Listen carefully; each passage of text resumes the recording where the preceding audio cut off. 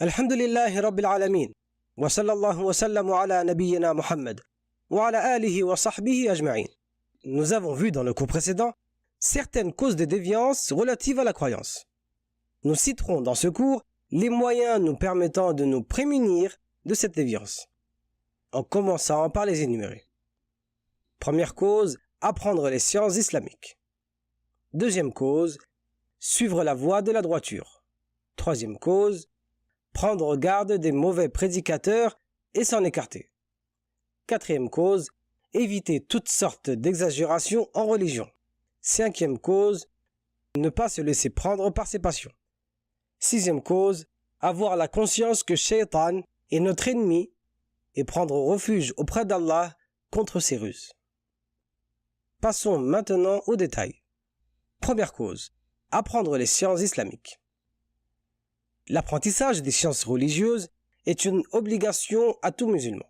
Le prophète sallallahu alayhi wa sallam a dit « La recherche de la science est une obligation pour tout musulman et musulmane. » De plus, l'étude de la science et sa bonne compréhension démontrent qu'Allah nous veut du bien. Le prophète sallallahu alayhi wa sallam dit « Celui à qui Allah veut du bien, il lui fait comprendre la religion. » La compréhension correcte de la religion permet d'obtenir la satisfaction d'Allah ainsi que l'éloignement de l'égarement.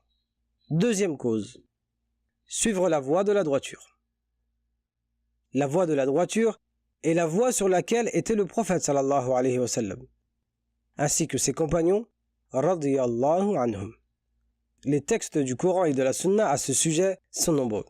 Parmi celles-ci, selon la traduction des sens des versets, « Et voilà mon chemin dans toute sa rectitude. Suivez-le donc, et ne suivez pas les sentiers qui vous écartent de sa voie. Voilà ce qu'il vous enjoint, ainsi atteindriez-vous la piété. » Dans un autre verset, « Suivez ce qui vous a été descendu venant de votre Seigneur, et ne suivez pas d'autre allié que lui, mais vous vous souvenez peut-être peu. » Nous pouvons tirer plusieurs leçons de ces versets. La première, l'ordre de suivre le chemin de notre Seigneur qui ordonne le suivi du prophète et des premières générations. La deuxième, l'interdiction de suivre autre que le chemin d'Allah. La troisième, la présence de voies égarées qui s'opposent à la voie droite. Le prophète sallallahu alayhi wa sallam dit en s'adressant à ses compagnons, « Celui qui vivra verra de nombreuses divergences. Alors, attachez-vous fermement à ma sunna et celle des compagnons bien guidés.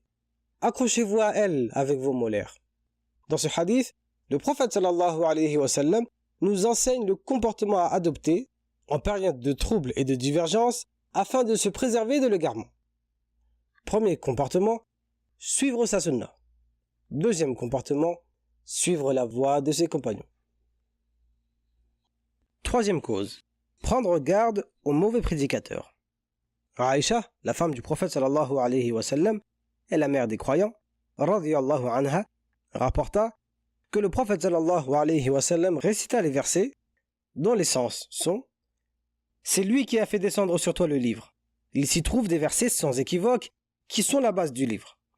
Et d'autres versets qui peuvent prêter à d'interprétations diverses. Les gens qui ont au cœur une inclinaison vers l'égarement mettent l'accent sur les versets à équivoque, cherchant la dissension en essayant de leur trouver une interprétation. Alors que nul n'en connaît l'interprétation à part Allah, mais ceux qui sont bien enracinés dans la science disent « Nous y croyons. Tout est de la part de notre Seigneur, mais seuls les doués d'intelligence s'en rappellent. » Aïcha radiyallahu anha ajouta.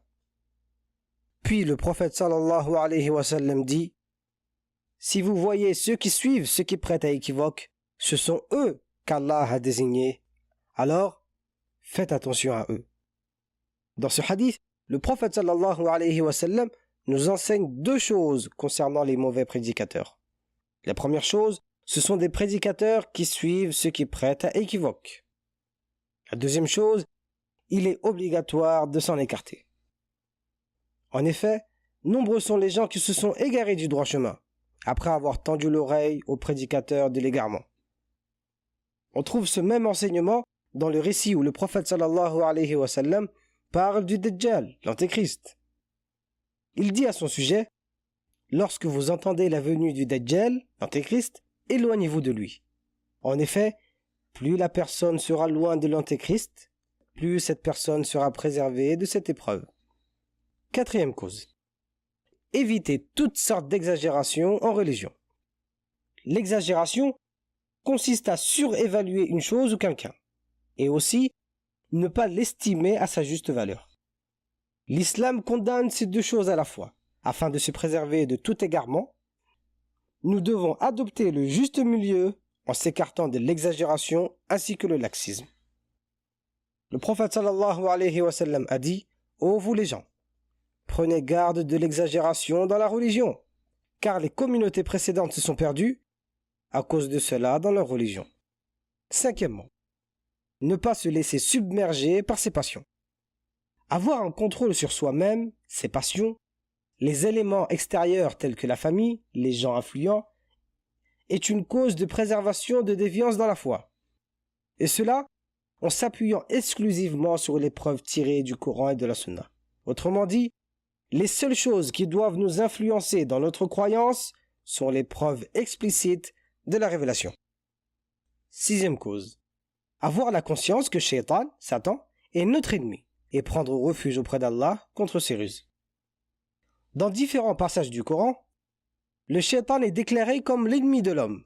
L'homme doit donc le prendre comme tel et prendre garde à tous ces stratagèmes qui ont pour but de l'égarer. Dans la traduction des sens des versets, certes, Satan est pour vous un ennemi, prenez-le donc comme ennemi. Mis à part son statut d'ennemi, Satan n'est pas un ennemi comme les autres. Il nous voit, nous ne le voyons pas. Il nous entend, nous ne l'entendons pas. Il a juré devant Allah de mettre en œuvre tous les moyens possibles pour égarer l'homme. Pour contrer cela, Allah nous a donné des armes qui nous protègent de ces égarements. Nous pouvons les résumer en 3 points essentiels. Premier point, s'acquitter des choses obligatoires dans notre religion. Deuxième point, délaisser les interdits.